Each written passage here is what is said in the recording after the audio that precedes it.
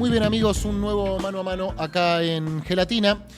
Para nosotros, uno de los periodistas de investigación más importantes de la Argentina. Para algunos, el mejor jingle del año. Para todos, un placer recibir a Hugo Alconada-Mon. ¿Qué tal, Hugo? Hola, gracias por recibirme. Un placer estar acá. Bueno, me alegra mucho para nosotros también. Tenemos muchos temas para conversar. Quiero arrancar por lo más reciente y tal vez lo más apasionante, que tiene que ver con Topos, la historia real de los espías rusos que tomaron Buenos Aires como base de operaciones. Libro de Hugo Alconada-Mon. No pensaba arrancar por acá, pero la verdad, como es un caso en el cual la realidad supera la ficción, y es una de esas noticias, tantas pasan en la Argentina que uno ya la olvida. ¿Me contás sintéticamente y para la gente que nos está mirando, qué es esta historia? 2 espías rusos que vivieron entre nosotros 2009-2022 y acá crearon lo que se llama en la jerga la leyenda, es decir, la fachada, la mentira de ser argentinos. Y mientras que construían esa fachada de ser argentinos, espiaron en la Argentina y después se fueron a Europa a seguir espiando, donde finalmente todo voló por los aires. Me parece apasionante cómo entras en contacto con esta historia. Ya ahí ya vas a hacer el primer corte. A partir de un dato suelto en un portal esloveno en enero de 2023. No leo esloveno, pero ocurre que yo tengo más de 300 alertas de Google con apellidos, palabras claves, combinaciones de palabras claves. Entonces, si aparece el nombre de esta empresa con esto, otro, y así es como me sale muchos falsos positivos, homónimos, cosas que vas desechando. Pero me sale en enero de 2023 un dato de, al parecer, detuvieron en la capital eslovena a 2 personas con pasaportes argentinos que serían falsos, espiando para Rusia. Y ahí nomás levanté el teléfono y hablé con los voceros del Servicio Secreto Esloveno, de la Policía Eslovena y de la Fiscalía Eslovena, que me dijeron lo que me podían decir en los parámetros de secreto de sumario y de seguridad nacional, con lo cual te cuentan muy poco. Claro. Pero ya partí, empezás a tirar de la cuerda. Claro, y lo que terminás encontrando es eso, que, por ejemplo, en el caso de él, yo hasta donde yo llegué, él se movió con 4 identidades distintas. Ella también. En la Argentina. En la Argentina, con las últimas 2 identidades, entró y salió del país poniendo los deditos y no saltaron los controles. Él acá en la Argentina se movió como Martin Hausmann-Inger y como Ludwig Hitch. Impresionante, la verdad, ¿eh? Es que es uno de esos casos, claro, donde, como vos decías, la realidad supera la ficción y que son parte de un programa que es el SBR, el Servicio de Espionaje Ruso para el Exterior. Que, claro, son tipos con otro mate. El lema de ellos es sin derecho a la gloria, para gloria de la nación. Es decir, yo estoy dispuesto a morir con otra identidad en otro país donde mi familia no sabe y me van a enterrar con un falso nombre y nadie llevará flores a mi tumba. Y me la banco. Qué fuerte, ¿no? Bueno. Qué compromiso también con su patria, ¿no? Ahora, y supongamos que vos con tu pareja dijeras, mirá, sí, estoy convencido, listo, vamos. Y terminaste, no sé, desplegado en Zimbabue, Sí. Mozambique, y vos tenés que criar la falsa identidad de ser mozambiqueño. Ok, vos con tu pareja te la bancás. Ahora, y si tenés pibes, Los pibes, claro. ¿les contás o no les contás? Si les contás, el riesgo de que los pibes después boquen en el colegio. Y sí. O que siendo adolescente, crisis de identidad o lo que sea, se lo cuenta a la pareja. Y entonces no se lo contás. Ahora, y si todo vuela en pedazos, tu hijo te va a mirar un día y decir, Me mentiste toda la vida. Vos no te llamás Pedro, pedazo de hijo de... Claro. Y entonces también vuela todo por los aires. Y esto es lo que pasó en este caso. Impresionante. Y aparte también me llamó mucho la atención que los recibe Putin, ¿no? Es decir, que vuelven con honores a Rusia. ¿Por qué? Esa es una de las tácticas más inteligentes, o demuestra la astucia que tiene Vladimir Putin. Porque él podría haberlo vivido como un fracaso, es decir, me engancharon a mis espías, los atraparon, y ahora los tengo que repatriar estos 2 estúpidos, y tuve que intercambiarlo por prisionero, cuando podría haberme quedado con los prisioneros que tenía para negociarlos por otros. Y lejos de eso, lo que hace es darlo vuelta y convertirlo en una operación de propaganda política. Porque cuando vos los ves bajar del avión, y vos ves que además baja ella, baja él, y el tipo les habla en español a los nenes, porque los nenes no saben ruso, le dicen en español, buenas noches. Porque los nenes son argentinos. Argentinos nativos, fueron al Mundial a hinchar por Argentina. Entonces, cuando vos ves eso, lo primero que te genera, ¿cuál es, Pedro? Un efecto de paranoia. ¿Cuántos otros tipos puede haber de estos Sin duda, claro. dando vuelta en la Argentina? Y como además de ese avión también bajaron otros espías que estaban desplegados en Noruega, en Alemania. Y vos decís, uy, de repente decís, esto es mucho más picante. Che, Hugo, bueno, se me despiertan 1000 preguntas al respecto porque el universo del espionaje se nos presenta a la inmensa mayoría de los mortales a través de las series y las películas, ¿no? Y parece como un mundo hiper sofisticado, hiper profesionalizado, como que saben perfectamente lo que van a hacer. Después también hay algunos casos donde nos encontramos con que este trabajaba para la CIDE, este trabajaba para la AFI y decís, al final es un burócrata más. Pero digamos. con un punto distintivo, que es olvídate de James Bond. Claro. Porque estos son la antítesis. Es decir, donde James Bond llega a una reunión y dice, hola, soy Bond, James Bond, estos bajo perfil. Donde James Bond, smoking, estos usaban remeras y tonos suaves, sin logo, sin marcas, no usaban tatuaje para no llamar la atención. Donde James Bond se encara a la rubia más llamativa, estos nada. Donde James Bond se pide un martini, estos no bebían. Donde James Bond manejaba un descapotable, estos se compraron para moverse en Argentina el auto más vendido de la Argentina durante una década. El Gol. Volkswagen Gol, tren 1.6, negro, sin calcomanía. Para no llamar la atención ni siquiera con la calcomanía. Claro. Entonces, todo el tiempo, profesionales de... Y te doy un ejemplo de este nivel de profesionalismo. Pedro, estos tipos no hablaban en ruso ni siquiera cuando tenían sexo. Mira, ahí se rieron allá atrás. Es que, Hugo, yo no quiero ser impertinente, pero no me queda más remedio que preguntarte. ¿Cómo carajo ¿Cómo sé? sabes? Claro, bueno, es que lo que ocurrió es, este programa es un programa que lleva 100 años y van aprendiendo de los errores.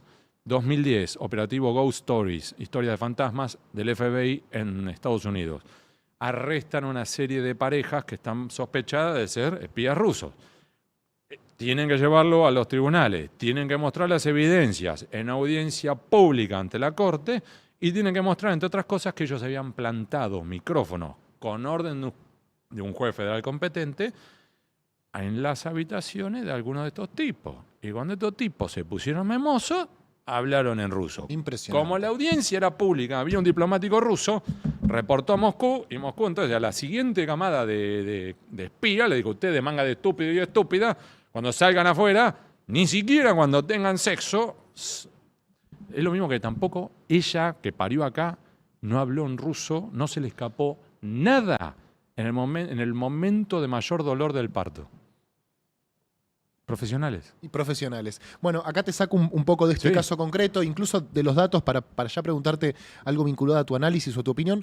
¿Por qué es importante la inteligencia para un Estado o incluso para la Argentina? ¿Es tan importante como para Rusia o Estados Unidos o China o las potencias? Sí, te doy un ejemplo. El riesgo de un tercer atentado. Que nosotros ya vivimos 2, 92, 94, embajada AMIA, y siempre hemos tenido ese riesgo presente, entre otros factores, en la triple frontera. Pero ese es un factor de riesgo, y si ahora vos tenés que, por ejemplo, el presidente Javier Milei ha mostrado un alineamiento acérrimo con Israel en un momento que Israel está en confrontación con Irán, no podés descartar que Irán, que es el mayor sospechoso ya de 2 atentados en la Argentina, tenga ganas de hacer un tercer atentado. Sobre todo, Pamar, la comunidad judía en la Argentina es una de las más grandes, si no la más grande, de América Latina. Entonces, en ese contexto, vos tenés que estar en condiciones de por lo menos, no te digo anticipar, pero por lo menos vislumbrar si tenemos un nivel de riesgo alto generado o en triple frontera o cualquier otra eventual frontera porosa de la Argentina. Claro, ahora, eso como algo ideal, ¿no? Como Sí, a lo vale. lo que debería apuntar los servicios de inteligencia. En la práctica, uno lo termina viendo en cuestiones mucho más rudimentarias, ¿no? Incluso A ver, te lo digo. espiando opositores, periodistas, por ejemplo. Me No espiaron a no mí. quería citar tu caso, pero... Sí, me espiaron a mí, ya van 3 gobiernos distintos que me dejan clarito que me estaban espiando. El gobierno de Cristina Fernández de Kirchner, que me dejó clarito en una reunión una persona que sabían de los movimientos de mi mujer con una Chevrolet Meriva, mis hijos, mi sobrino. El gobierno de Mauricio Macri, que también está acreditado en un expediente judicial, que me espiaron a mí, a mis hijos menores de edad, a mi mujer y a mis padres septuagenarios. Y ahora con el gobierno de Javier Milei, que cuando reveló el tema del Plan de Inteligencia Nacional, también se dedicaron a tratar de hackearme y toda la historia. ¿Sí? Bien, Alberto, ¿no? Alberto, hasta donde sea. ¿Ves? Tan malo no fue. Perdón. Tuve una carajeada con él al inicio del gobierno, pero hasta donde yo sé, esa no. Bien, Hugo, es bastante tonto lo que te voy a preguntar, pero para poder comprenderlo, porque uno muchas veces habla del periodismo, conoce periodistas. ¿Qué implica el periodismo? Vos no te definís como periodista. Siento que no, la verdad que Comunicador. no. Comunicador sí. Y sobre todo cuando hablo con un periodista de investigación, ¿no? Yo siempre lo digo, incluso jocosamente, yo no tengo fuentes, no tengo información, no chequeo los datos, uno parece como la mayoría de los periodistas. No, pero te pregunto por el periodismo de investigación porque es el periodismo más difícil y sobre todo más caro, ¿no? Es difícil que los medios sostengan periodistas de investigación porque, claro, por ahí una nota te lleva un año, 5, no sé. ¿Qué significa el periodismo de investigación y cómo decidiste, si es que lo decidiste, dedicarte a eso? A ver, ¿qué significa el periodismo de investigación? Si querés, lo podés ver como una especialidad. Ponele. Pero en la práctica lo que vos necesitás es, como vos decís, presupuesto, un medio que se banque las consecuencias. Sí, porque vos podés decir, mira, por el lado positivo, yo puedo decirte, tengo la nota que más suscripciones generó en la historia del Día de la Nación, es mía. ¿Cuál era, Hugo? Olvidá, después. Además tengo que ganamos premios, algunos de los premios más importantes. Y además generamos, todo lo que quieras. Sí. Pero también te puedo decir que al diario yo le he generado pérdida de anunciantes, que tengo también la nota que más renuncias en la historia del Diario de la Nación generó a suscripciones. Y tengo además reclamo, carta documento. Todos los gobiernos de Carlos Menem en adelante pidieron mi cabeza al diario. Todos. Echalo a Hugo Alconadamón. Entonces, tenés que estar en situación de bancarte, que claro, a mí me ha pasado de hacer una llamada antes de publicar el derecho a réplica, ¿viste? ¿Qué tiene usted para decirme? Cortar y empezaran a llamar, todos los teléfonos rojos de la redacción que llamaran arriba y tener que ver todo el recorrido ese. Y además después, a veces que vos haces todo lo correcto y aún así te van a recontraputear hasta targiversando la situación, como nos pasó en Panama Papers, que a mí me reprochaban como si me había guardado la información sobre Mauricio Macri antes de la elección. Y eso es falso, porque antes de la elección del 15. De 2015. ¿Por qué? Porque en realidad a Mauricio Macri nosotros lo encontramos en diciembre de 2015, cuando ya la elección había ocurrido, porque la información de la fuente iba llegando en oleadas, lo cual para nosotros era un dolor de cabeza. Recuérdame, Panama Papers, yo me enteré en febrero. ¿Cuándo salió? No, salió recién en abril de 2016. Okay. La gente me decía, hijo de puta, te guardaste la información. ¿Qué le vas a aplicar? No, salió en diciembre. Después Santiago O'Donnell hizo un libro sobre esto y confirmó esta historia. Pero para el imaginario colectivo quedó como yo la había guardado. Así, bueno, ya está, me querés putear, puteame. Claro. Entonces, claro, hay muchas veces en las cuales el diario te puede decir, papu, a ver, gastamos dinero, vos viajaste a Alemania, viajaste allá, hiciste toda la verificación de demanda y encima lo que cosechamos en puteada. Claro. Bueno, te dejas de joder. Y la verdad. Claro, y lo mismo me pasó, por ejemplo, cuando fui a hacer Malvinas, 40 años de la guerra, 2022, solo el viaje al diario le costó $10.000. Porque, por ejemplo, solo el viaje era Buenos Aires, Ámsterdam, Londres, PCR, Oxford, base militar inglesa, Senegal y de ahí a Puerto Argentino. Puerto Argentino, otro PCR, porque era plena pandemia, 2022, esperar en una habitación de hotel 5 días para después de eso liberar. Y recorrer las islas, que para mí fue algo muy emocional, porque yo tuve un tío que peleó en Malvinas, peleó en Monte Longdon. En un momento lo dieron por perdido y apareció. Y encontré el pozo de Zorro donde él había combatido, donde yo hablando con mi tío, llorando los dos. Y después de eso, claro, imagínate, Puerto Argentino son 2.000 tipos. Y yo salía a correr todos los días a la mañana, con zapatillas amarillas. ¿Cuánto tiempo tardaron los kelpers en saber que el tarado que corría con zapatillas amarillas era Hugo Alconadamón? Y era un periodista argentino. Entonces, al segundo día me gritaban, ¡Dowling! Yo, Dowling! Al tercer día, al primer Dowling que me gritaron, lo encaré al tipo y digo, ¿qué me estás hablando? No, si tenés huevos, si sos realmente periodista, ¿por qué no escribís sobre el de ustedes, Dowling? Te hago la historia corta. Reconstruí que ese tipo era el militar argentino encargado de la contrainteligencia. Es decir, el tipo que estaba a cargo de detectar quiénes de los isleños estaban colaborando con las tropas inglesas en el intento de recuperar el control de las islas. Y para tratar de identificar a esos kelpers, el tipo violó todas las convenciones de toda la guerra, todos los derechos humanos posibles habido por haber. Ejemplo, solamente uno.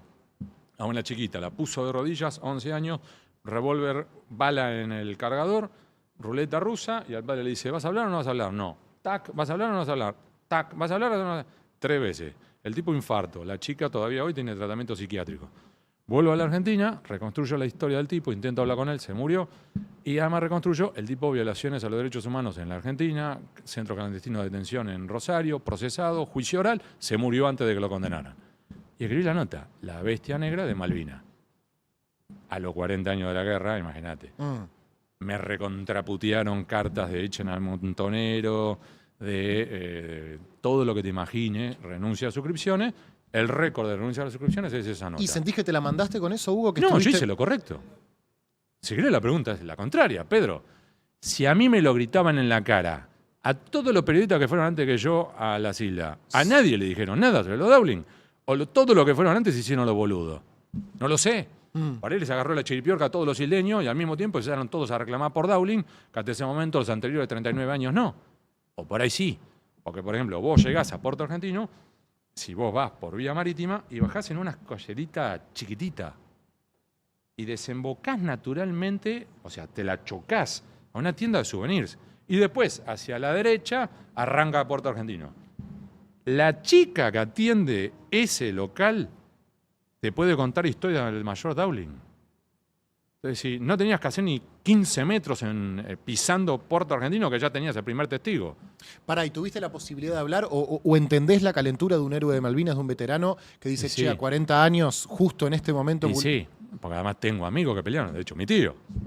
Entonces, claro, los tipos también te dicen, la puta que te parió, podrías haber aguantado. Y a ver, lo que yo hice fue toda la cobertura en las Islas Malvinas, escribiendo, y después volví, completé la investigación esa, traté de hablar con él, no estaba, con los familiares, me cortaron el teléfono, y publiqué. ¿Pero qué voy a hacer? ¿La voy a guardar? ¿Hasta cuándo? Sé. ¿Cuál es el momento, además, cuál es el momento indicado o agradable o correcto para publicar una cosa desagradable como esa? Como dicen en la tauromaquia española, vos al toro lo tenés que parar, templar y mandar. En un momento tenés que enfrentar el toro. Varios gobiernos pidieron tu cabeza. Sí. Corregime si me equivoco, cambió la gestión del diario durante esos gobiernos. No, ¿quién no, dirige porque hoy? ya venían los Zaguier, ya venían desde aquel entonces, de los tiempos de Menem. Ok. Pues ellos arrancan en los años 90. ¿Y por qué sentís que te bancan en el diario, digamos, que no te metieron un boleo en el orto todavía? Yo todavía me lo estoy preguntando. Claro. No preguntés demasiado tampoco. Bien, perfecto. Pero... Y también te quiero preguntar si se puede No, hacer... yo creo que en parte, y esto lo digo en serio, fuera de joda, te lo digo. Yo hay algo que le reconozco a la familia Zaguier, es que se bancan situaciones que cualquier otro dueño de medio probablemente me hubiera dado una patada en el trasero hace rato. Bueno, Milei les tira abiertamente, ¿no? De una forma Sí, que... pero incluso, a ver, te doy un ejemplo. Cuando el diario publicó aquel editorial, ¿te acordás? Cuando asume Macri, que publican una editorial, algo así como diciendo es hora de dar vuelta a la página sobre los juicios de lesa humanidad. Me acuerdo, sí, claro. Bueno, yo soy el que lideró la rebelión adentro de la redacción. La verdad es que hubo una rebelión y Me acuerdo perfecto. Y que terminamos publicando un texto adentro del diario diciendo... Como una contraeditorial, digamos.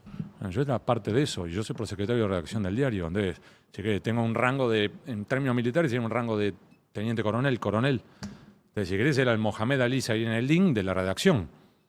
En cuanto que yo soy el que lideró el tipo de más alto cargo adentro del diario diciendo esto está mal, fui yo. Claro. Pero a su vez, yo lo que además le reconozco en serio, que por ejemplo Julio Zaguier, presidente del directorio, no es que me dijo, ¿quién te cree que sos? Y empezamos a intercambiar, al contrario, de una manera muy educada, largos correos electrónicos, pero largos, y hablando de, por ejemplo, en mi caso, si vos compararas este editorial con un acto administrativo, vos tenés mérito, oportunidad y conveniencia. Entonces, esto no está bien por esto. Y él me respondía con temas filosóficos, iban y volvían los correos, que en un momento me hubiera dicho, oíme, yo soy el dueño. Sí, callate, ya está. Ya está. Y yo le decía, no. Y además, él, a su vez, que sabe que yo tengo un tío desaparecido, en una ida y vuelta, que en un momento decía, a ver, vamos a cortar con la discusión, venite. Y me fui al 5º piso y empezamos a hablar, a debatir, no a discutir, a debatir, que va, que viene, 1 hora. Y cuando finalmente, después de 1 hora de, viste, cada uno fijando su posición, yo me levanto y digo, bueno, chau, Julio, nos vemos, no sé qué. Dice, ¿Qué me da la mano? Dame un abrazo. Lo que tuvimos fue debatiendo ideas. Pum, pum, pum. A ver. Entonces, decís, ¿cuánto tiempo vos tenés la oportunidad de laburar así? A mí me permite... Ahora, Hugo, qué difícil debe ser un periodista de investigación y no trabajar en un medio grande, porque ¿cómo harías? Bueno, es imposible. Es difícil, ¿no? Es imposible. No Yo te creo que puedes- hoy es imposible. o sea, Fíjate el ejemplo de lo que me pasó con Javier Milei, que es el presidente, doy un paso atrás, 25 de mayo de este año, yo revelo la existencia de un documento secreto de 170 páginas llamado Plan de Inteligencia Nacional, que entreabre la puerta para desarrollar tareas de inteligencia ilegal sobre políticos opositores, periodistas, movimientos sociales, economistas y tanto ahora, más. hace 2 meses, sí. Sí. El gobierno sale a admitir la existencia del documento, pero incluso Patricia Bullrich dice la interpretación de Alconada es sesgada. ¿Sí? Y yo lo que dije es, yo tengo la copia del documento. Yo dije, reafirmo y ratifico lo publicado e invito al gobierno, si considera que lo que yo publiqué es falso, que lo publique. Que publique el extracto que te quiera, pero que lo publique. Y ahí es donde arrancó todo un tsunami de merda. Entonces hubo 10 intentos de hackeo de mi WhatsApp, después fueron 2 intentos de mi hackeo de mi correo electrónico, después fueron 2 intentos de hackeo de mi cuenta en la red social X, después me empezaron a registrar en páginas traders, financieros, páginas comerciales, con lo cual dentro de 6 meses por ahí termino en el veraz, y además amenaza de muerte, y por último, ahí es donde mis amigos empezaron a celebrar, me registraron en páginas porno, con cuentas a mi nombre. Claro, uno le puede decir, qué bueno, ahora el riesgo es, yo no te puedo descartar, Pedro, que esta noche o dentro de 10 años alguien suba un video de un pederasta de una cuenta a mi nombre y yo tengo que dar explicaciones en tribunales. Yo cuando vi eso dije, Esto se está poniendo turbio, y claro. ahí es donde radiqué la denuncia penal y ahora está siendo investigado, veremos qué pasa, en la justicia federal. Ahora, te cuento todo esto ¿por qué? Porque el diario, lejos de decir... Arréglate, Hugo. Cerró filas, convoca al abogado interno, que ya había revisado mis notas antes, al abogado externo, reunión de toda la cúpula, y yo a su vez estaba llamando, y el País de España, para el cual laburo, para el New York Times, para el cual laburé, el Centro para la Protección de Periodistas de Nueva York, la Fundación Gabo desde Cartagena de Indias, ADEPA, FOPEA, la CIP, todos esos llamando a Buenos Aires diciendo, este es nuestro, ¿eh? O sea, no lo toquen. Entonces, al menos es una suerte de red de contención, escudo protector. Ahora, si vos salís 10 kilómetros de la ciudad de Buenos Aires, vos tenés tipos que laburan en soledad. Esos tipos, esas mujeres, ¿están en condiciones de bancarse ese tsunami? No. Entonces, el riesgo que tenés, ¿cuál es? Es que esos grandes colegas, hombres y mujeres que hay en todo el país, en una situación similar, diga, no, yo esta no estoy dispuesto. Y tienen que tirarse para atrás. Y eso en la práctica termina siendo casi una autocensura, que la entiendo porque se están cuidando a sí mismos, pero a su vez es una retracción. Y ahí perdemos todo. ¿Es el peor momento para hacer periodismo en ese sentido? Por lo menos lo que te tocó a vos, ¿no? No quiero ir a momentos donde... No. A ver, que yo haya vivido probablemente sí, pero acordémonos, acá mataron a José Luis Cabezas.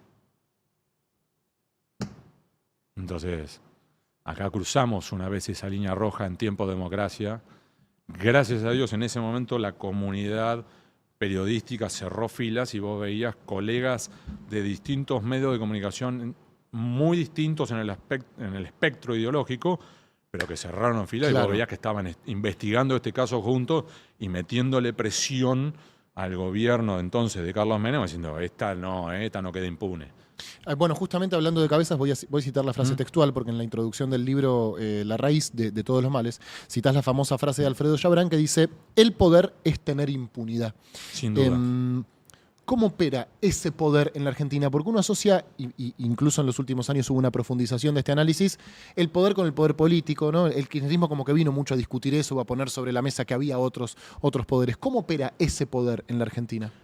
Con el silencio, con la impunidad en el sentido de no se publica sobre ellos, no se los investiga, y esto es en el sentido amplio de la palabra poder, como vos decís, no es solamente poder político, puede ser económico, puede ser financiero, puede ser social.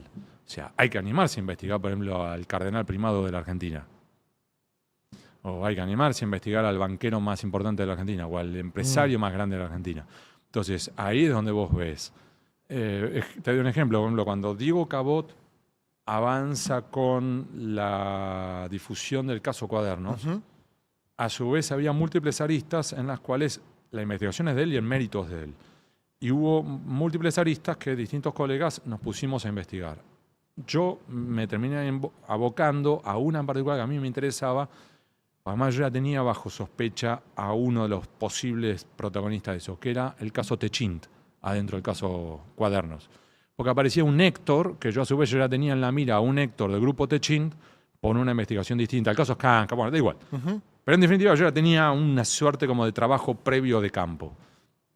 Y hago la reconstrucción, toda esta historia. Conclusión, terminaron siendo procesados en ese momento Héctor Zabaleta, Luis Betnaza y Paolo Roca. La única vez en la historia que Paolo Roca estuvo procesado fue por una investigación vinculada a Diego Cabot que hice yo. Y lo desprocesaron en la Cámara Federal. Y lo procesaron rapidísimo. Y lo desprocesaron de un modo que él puede dar todos sus argumentos y yo te puedo decir, no hicieron los mismos parámetros para desprocesarlos a otros. Me voy a meter en ese tema porque conversando con algunos colegas tuyos durante este año, cuando nos metemos en el punto de la justicia, es como un punto de la justicia, no, del Poder Judicial, es como un punto álgido de la discusión, porque básicamente uno podría decir, che, si lo que se está juzgando es, según muchos, los casos de corrupción más importantes de la historia argentina, bueno sería que haya un Poder Judicial acorde, ¿no? A la altura de eso. ¿Qué pensás del desprestigio del Poder Judicial? ¿Qué pensás de centrar la discusión en el Poder Judicial? ¿Cómo pasa en otros países? Te diría un nombre y apellido. Gretchen Helmke. Ahí te la compliqué toda. No tengo idea de quién me habla, Hugo, la verdad. Traducido al español, es una académica que hizo un PhD, un doctorado en la Universidad de Notre Dame, en Estados Unidos, al estilo gringo. Trabajo de campo sobre un análisis del Poder Judicial argentino. Para hacer ese análisis hizo una revisión de más de 15.000 expedientes judiciales argentinos.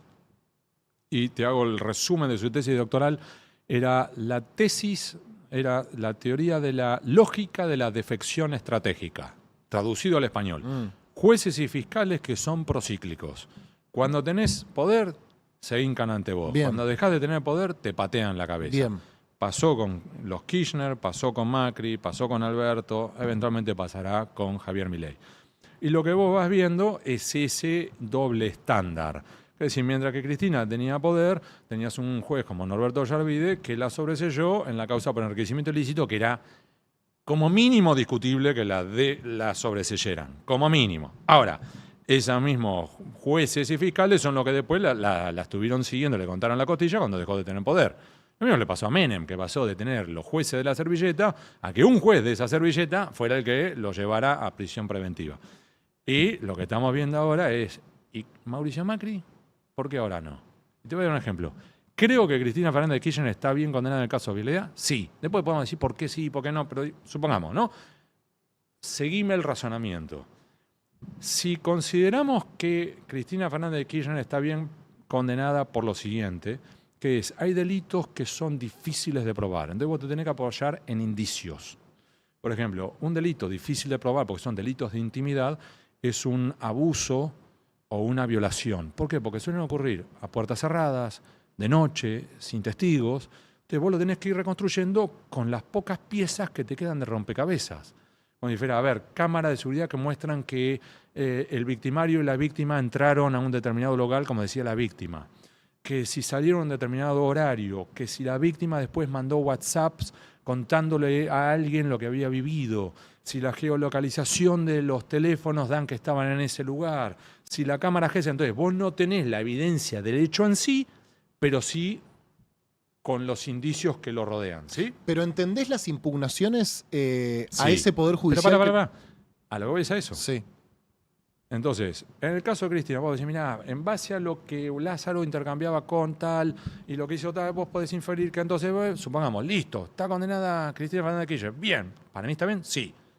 Ahora, ¿y Mauricio Macri? Y ahí va lo que vos decís. ¿Qué vos decís? Mirá, en el caso de espionaje, vos tenés una secretaría o una agencia federal de inteligencia que hizo tareas de espionaje ilegal sobre políticos opositores, pero también políticos propios, como Rodríguez Larreta, O Santilli, claro. contra periodistas Ujú. e incluso contra la hermana díscola del propio presidente. ¿Y qué cabe inferir? ¿Que eso lo hizo un grupito porque sí? ¿O que en realidad recibió una orden superior? Porque si es un espía porque sí, es que un día se levantó así y dijo, tengo ganas hoy de espiar a Sandra Macri. O dos, recibió una orden superior y cuando empiezas a ver quién era el superior de él, mira, ese superior de él estuvo en la Casa Rosada, estuvo en el antedespacho del presidente. ¿A qué habrá ido? ¿A tomar el té? ¿O a conversar sobre eventualmente qué estaban espiando? Ahora, en ese caso, mientras que en el caso de Cristina sí corrió los indicios concordantes para condenarla, en el caso de Mauricio Macri por espionaje ilegal, que uno puede decir, ¿me afecta? Sí, porque me espiaron a mí y a mi familia. Es decir, en ese caso, no, la Cámara Federal llegó a la conclusión que eran cuentapropistas. Mira vos. Y ahí sí ves un doble Y así estándar. con casi todo, Hugo. Claro, y a eso voy. Todo. Entonces yo a lo que voy es, me parece genial si condenamos a Cristina Fernández de Kirchner, ahora aplícame el mismo rasero a todo lo demás. Claro. Empiecen a desfilar, muchachos. Pasa que ahí el poder político se ve frente a una situación de debilidad muy grande, ¿no? Y ahí es donde vos tenés que Gretchen Helmke, lógica la defección estratégica. Mientras que Mauricio Macri siga teniendo poder, hay que ver si se le van a animar. Ahora uno tiene la sensación... O Milei. Milei ahora con el caso Libra. Mm. Vamos a ver cuando Milei deje de tener poder, ¿qué pasa? Che, me surgen 1000 preguntas para hacerte. Uno tiene la sensación, no sé si coincidís, que a Macri nunca le va a pasar esto. Ya una vez la pasó muy mal cuando no tenía poder o no tenía tanto poder, ¿te acordás? Con las escuchas telefónicas de la policía metropolitana, policía de la ciudad, con el flaco... El Fino Palacios. Fino Palacios, perdón. Que llegó a estar procesado, confirmado el procesamiento. Y sobreseído un poquito antes de ser presidente. No, te corrijo. A ver. Cuando él ya había ganado la presidencia Claro. y estaba por asumir. Exacto. Y ahí te muestra eso. ¿Casanelo? No me acuerdo si era Casanelo o Guayarvido, así que no quiero ser injusto. Ok, yo tampoco. Esa producción nos chifla. Bien, perfecto. Hay palabras que uno usa y que incluso son parte de la jerga política y que no tengo muy claro qué significan. Uy. O el alcance. ¿Y por qué crees que tiene. yo te puedo ayudar? Porque supongo que me vas a poder ayudar. Viste que se dice mucho, sin ninguna prueba, tal es servicio, ese servicio, el eso otro es es servicio. peligrosísimo. Bien, ¿qué es ser servicio? Eso sería trabajar de manera orgánica o inorgánica para los servicios de inteligencia, en este caso de la Argentina. Orgánicos son los que trabajan bajo relación de dependencia formal y puede que no figuren como trabajando para la Secretaría de Inteligencia del Estado, pero te figura como si fuera trabajo para no sé, cualquier otro organismo público, pero en la práctica están. Inorgánico es cuando vos tenés tipos que en teoría trabajan en el sector privado o en cualquier dependencia pública, pero nada que ver, y en la práctica están haciendo eso. ¿Te doy un ejemplo de esto concreto? ¿Te acuerdas el Felu. ¿Quién? No, O sea, eso es tuyo, ese muerto es tuyo. No, acordate el muy buen libro de Miriam Lewin, Yosif, sobre... Sí, el espía. Correcto, que se infiltra en la comunidad judía Sí, claro. y hace todo el chimichurri. Eso, ahí tienes un ejemplo de un tipo que trabaja, ¿entendés?, por fuera de la CIDE y que en teoría trabaja para el sector privado, pero que en la práctica... O sea, uno no puede saber a ciencia cierta cuántos agentes tiene la CIDE. No. ¿Y está bien que así sea? En parte sí.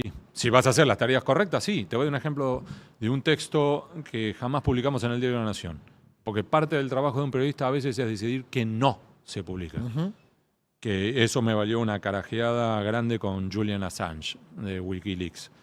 Que era Wikileaks, que fue la gran filtración de los documentos secretos, ¿te acordás? De Sí, claro. Estados Unidos. Julian Assange pregonaba la importancia de subir todo a internet y publicar todo. Bien. Y hubo muchos periodistas que, no solamente yo, muchos periodistas decíamos, no. No todo. Y te doy un ejemplo. En el material que había sobre la Argentina, estaban los nombres reales y como agentes encubiertos de tipos que estaban investigando eventualmente una célula terrorista en la Triple Frontera. Entonces, si nosotros publicábamos eso, no solamente que volábamos en pedazos una operación contra el terrorismo en tiempo real, sino que además poníamos en riesgo la seguridad nacional de la Argentina y además poníamos en riesgo físico de vida a esos agentes. Entonces eso no se publica. Ahora, ahí tenés un ejemplo de por qué también en determinadas ocasiones el que no sepamos quiénes son esos agentes es mejor. Claro.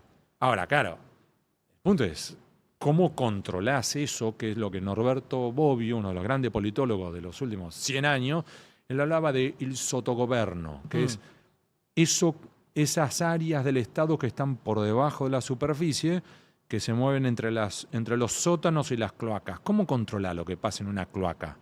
Ahora, claro, para eso tenés que tener, por ejemplo, una buena comisión bicameral de inteligencia que fiscalice las actividades desde el Congreso. Voy ahí porque recuerdo el discurso de asunción de Alberto Fernández, le recuerdo a los más chicos, Alberto Fernández, un presidente argentino, que decía vamos a terminar con los sótanos de la democracia, ¿no? Vamos a terminar con los fondos reservados de la AFI en ese entonces.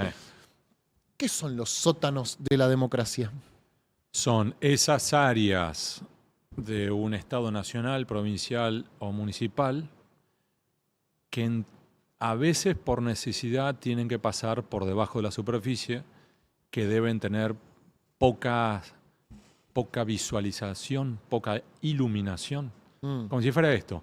Si vos tenés agentes de una fuerza federal que están investigando un tema de trata de personas o de narcotráfico o de financiamiento del terrorismo, mirá, que esas personas tengan un extremo bajo perfil, que se sepa muy poco sobre ellos, es bueno. Es bueno porque eso es lo que les va a permitir llegar más lejos y poder eventualmente desarmar esa red de trata o esa red de narcotráfico.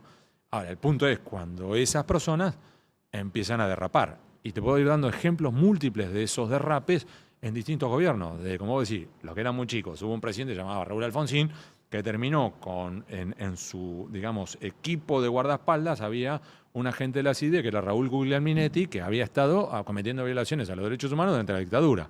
En los tiempos de Menem, vos tenés que la CIDE es la que se encargó de pagarle $400.000 a Mario Tejeldín para que declarara mal en la causa AMIA y empiojara toda la causa. Por eso cuando vos decías, Claro. bueno, los servicios de inteligencia son importantes justamente para evitar un tercer atentado, pero uno revisa que en los atentados anteriores hubo Sí. por lo menos cierta Y connivencia. se les escapó la tortuga como mínimo. Como mínimo. Entonces voy a decir, claro, ahí es donde a su vez sí, necesitamos entonces controles más efectivos.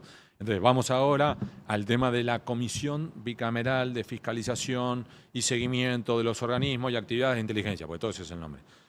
Son 14 hombres y mujeres, diputados y senadores de distintos partidos políticos. Sí. Y en la práctica casi no tienen presupuesto.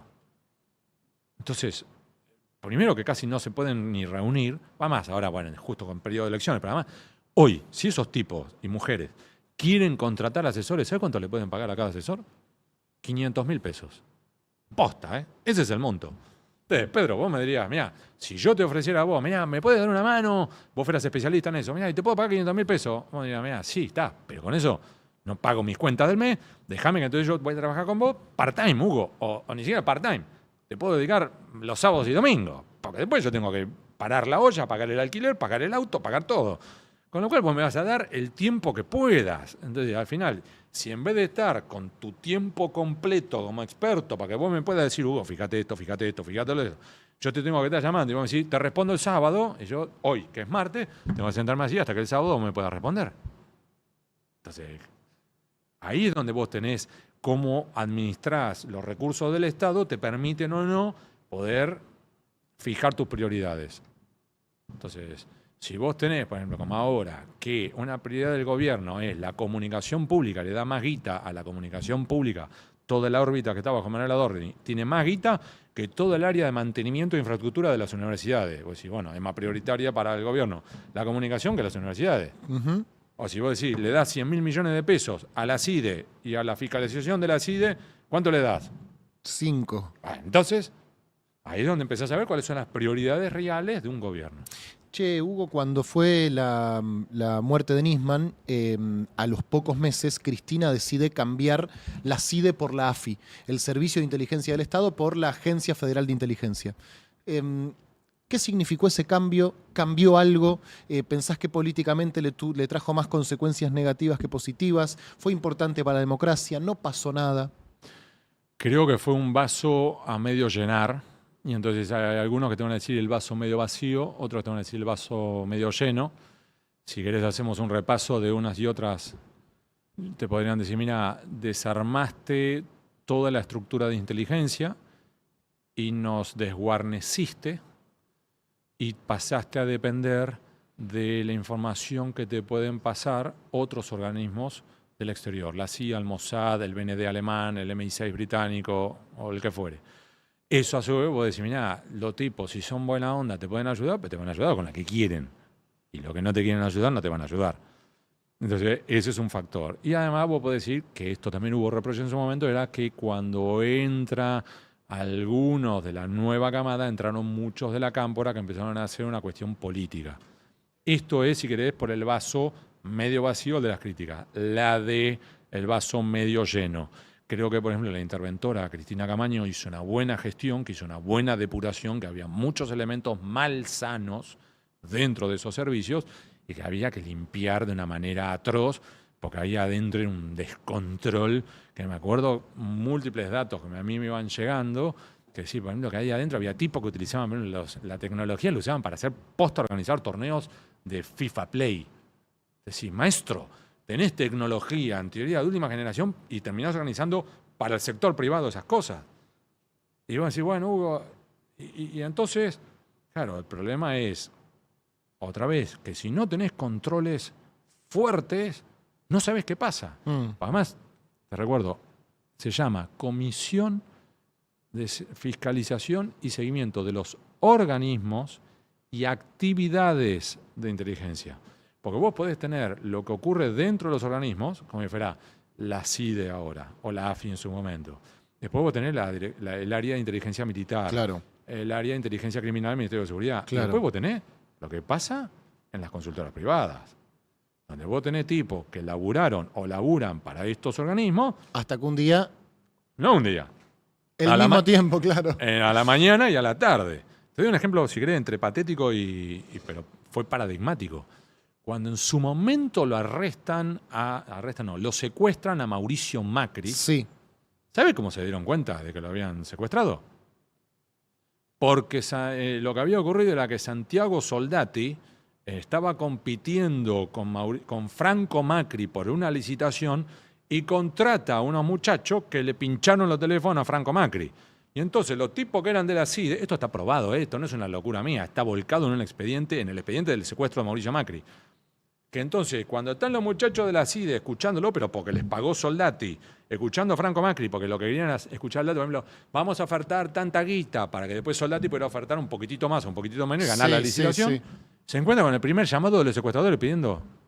Entonces, los muchachos de la CIDE, que a su vez no pueden decirle al gobierno de Menem, tenemos el dato de que Franco... Porque lo estoy espiando. Claro, pues la primera vez, ¿vos qué carajo estás haciendo escuchándolo a Franco Macri? Entonces, ¿qué hicieron? Lo filtraron en una radio. Entonces, la radio es la que salta con la primicia de secuestraron a alguien. Entonces, ahí tenés un ejemplo concreto de cómo se diversifican y desvían los recursos de organismos de inteligencia a fines espurios /privados. Secuestro a partir del cual Macri conoce al Fino Palacios, que termina siendo el director, del jefe de la metropolitana. Te quiero preguntar por otro término que también usamos y no tengo muy claro su alcance y su legalidad, que son los operadores judiciales. Uy. Tal es un operador judicial, este es un operador de Angelici, el otro es un operador de tal. A ver, operadores son abogados o no abogados que tienen llegadas a funcionarios del Ministerio Público Fiscal, los fiscales del Poder Judicial, Nacional, Provincial o Municipal, o defensores. Y que esas personas son las que en los hechos te hacen lo que se llama el alegato de oreja. ¿Qué significa? En tribunales, si yo soy abogado o fuera juez, yo tendría que hacer, señor juez, taca, le pido a usted la excarcelación de mi cliente por, pum, te presento el escrito. Y vos me tendrías que responder, obviamente que hay una instancia oral, todo lo que estamos simplificándolo, ¿sí? Vos me tenías que responder es no al lugar o sí al lugar o lo que fuere, ¿sí? Y yo después te puedo apelar o lo que sea. Ahora, esa es una variante. Ahora, el alegato de oreja, que a veces es positiva, que es como si yo me acercara y le digo, mire, señor juez, yo le voy a presentar este escrito. Pero lo que yo le quiero explicar antes de esto es que mi cliente tiene cáncer terminal, y si le podemos hacer una cosa de respuesta más rápida, aunque usted me lo rechace, pero si me lo hace más rápido, yo esto a su vez lo puedo ir a apelar a la Cámara y lo podemos hacer más rápido. Entonces, a usted no lo quiere escarcelar porque no quiere el escarnio público, el reclamo de la prensa. Ok, pero hacémelo rapidito y que la Cámara tenga que hacerlo y yo lo voy a llevar a la Cámara, voy a mostrar que tiene cáncer y lo podemos mandar a la casa. Y entonces, fenómeno, dale, hacémelo así, hacémelo rápido, presentámelo hoy jueves, entonces yo te lo despacho mañana viernes, vos el lunes podés presentar una Cámara, listo. Eso es en la parte virtuosa, que a mí no me parece mal. Es que vos expliques y pidas a un juez o a un fiscal, mirá, pasa esto. ¿Entendés? Por ejemplo, mirá, mi cliente en teoría está prófugo, sí, pero no me pidas la captura. Yo te lo garantizo, y vos me conocés hace 25 años. Hoy es viernes, yo el lunes a la mañana te lo traigo de las pestañas, a patadas en el trasero si es necesario, pero te lo traigo. Pero déjamelo este fin de semana que... Lo que sea. Un problema, lo que sea. Que la hija también está a punto de parir y él quiere ver al nieto antes de comerse 18 años adentro de la cárcel. Yo te garantizo que el lunes te lo traigo. Vos decís, mirá, es repudiable, es criticable. Bueno, pero estas cosas pasan. Ahora, el problema es cuando empieza para el otro lado. Que cuando te empezás con la cosa de decir, bueno, mirá, Pedrito... ¿Querés ser juez de la corte? ¿Querés que te... Sí, claro. Sí, exactamente. O mira, tal tipo me tiene harto. ¿Por qué no le pedís? Sí, claro. Ahora, Che, ¿por qué no le dictás el embargo? Y ese límite, Hugo, es decir, un presidente de la nación puede hablar con un juez de la Corte Suprema. ¿Cómo se...? A ver, yo creo que en determinadas condiciones sí. Sí. Situaciones de gravedad institucional. Ok. Por ejemplo, a ver, estoy divagando, pero supongamos, si yo fuera ministro de la Corte Suprema en los años posteriores al retorno de la democracia y voy a dictar la inconstitucionalidad de la ley de obediencia a video y punto final, y por tanto yo no te puedo descartar que donde yo dicte esa resolución con mis colegas de la Corte se te paren de mano todos los militares en actividad y en retiro de la República Argentina, y yo le tengo que decir al presidente, usted no tiene derecho a opinar sobre lo que vamos a dictar, pero sí tiene derecho a saber que lo vamos a dictar. Y le estamos dando 48 horas para que nosotros lo vamos a notificar. Tiene 48 horas para preparar lo que tenga que preparar para el tsunami de merda que va a venir después. ¿Entendió? Punto. A mí me parece válido eso. Lo mismo que si yo te voy a dictar, por ejemplo, voy a ordenar la revocatoria de la excarcelación de 1.500 militares en tiempo, de retorno a la democracia. Y entonces tengo que decir, presidente, ¿por qué no cierra la frontera? Porque hay 1.500 tipos que van a intentar cruzar la frontera para escaparse a Brasil, como mínimo. Prepárese. Eso me parece válido. Lo que no me parece válido es que si un presidente y un ministro de la Corte Suprema se pusieran a hablar sobre, oíme, tal cosa o tal otra. Y ya pasa a ser la cosa... Bancame 3 meses que arranca la campaña. Hugo, ¿reconocen jefatura a los agentes? Es decir, el que el 9 de diciembre trabajaba bajo la jefatura de Oscar Parrilli y el 11 trabaja bajo la jefatura de Arribas y Magdalani. Creo que como en otras reparticiones del Estado vos tenés hombres y mujeres, que esto es lo de siempre, Pedro, no es que me voy por las ramas, pero esto es, viste, el riesgo de generalizar, ¿no? Hay muchos jueces y fiscales muy dignos, honestos, probos, lo mismo que... Vos conocés igual que yo, diputados, senadores, gobernadores, de todos los espacios políticos, son laburadores, son honestos, son buena gente, de todos los espacios políticos. Yo conozco de todos los espacios políticos gente valiosa, después conozco de los otros. Y yo creo que en esto pasa lo mismo, vos tenés agentes que son profesionales, que se juegan la vida y que no son reconocidos, y después tenés de los otros. Te doy un ejemplo en este caso, puntual. En este caso, laburaron muy bien todos los miembros de un equipo que integraban la Dirección de Inteligencia Criminal durante la gestión de Aníbal Fernández al frente del Ministerio de Seguridad en tiempo de Alberto Fernández. Laburaron tan bien que encontraron evidencias en la Argentina que terminaron usándose en Eslovenia para condenar a estos 2 espías.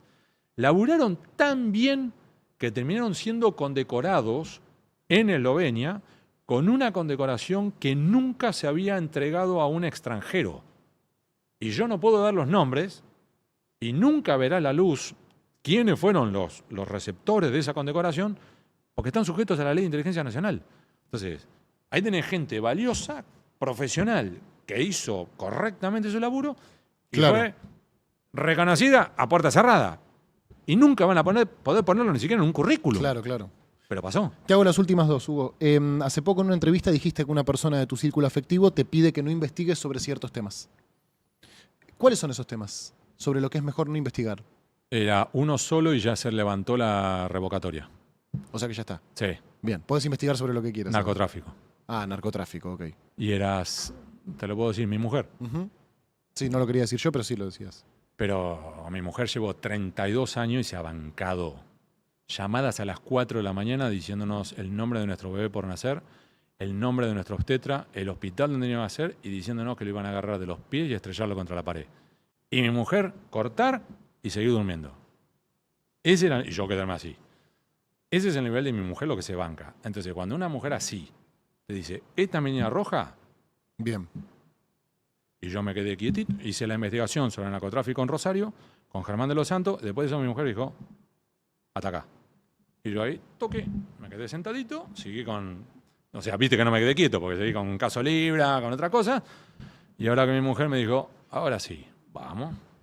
Y ahora estoy haciendo una investigación, de hecho hasta la mañana, a la mañana no sabes si llegaba o no acá, porque estaba a la mañana dando vueltas por ese tema, haciendo trabajo de campo. La última, Hugo, más allá de los tiempos de la justicia y de la política, ¿crees que hay elementos en el caso Libra para que Milei se preocupe por su situación Sí. judicial? Sí. Más clarito imposible. Sí. Yo por mí estamos. Que tengas buena tarde. Y vos también, muchísimas gracias. Placer. Ha pasado Hugo Alconadamón acá por Industria Nacional. Yo la pasé bien, ¿vos? Muy bien. Me alegro muchísimo. Lo que sí estoy intrigado, el trofeo de Argentina, Sí. la Copa del Mundo. Charly García, Discépolo Muy bien. y Maradona. Bien ahí, Bien. listo. Hugo, muchas gracias. Placer. Nosotros seguimos, nos queda un poquito más de una hora de programa, así que nos ordenamos y le metemos en la recta final. Gracias. Placer.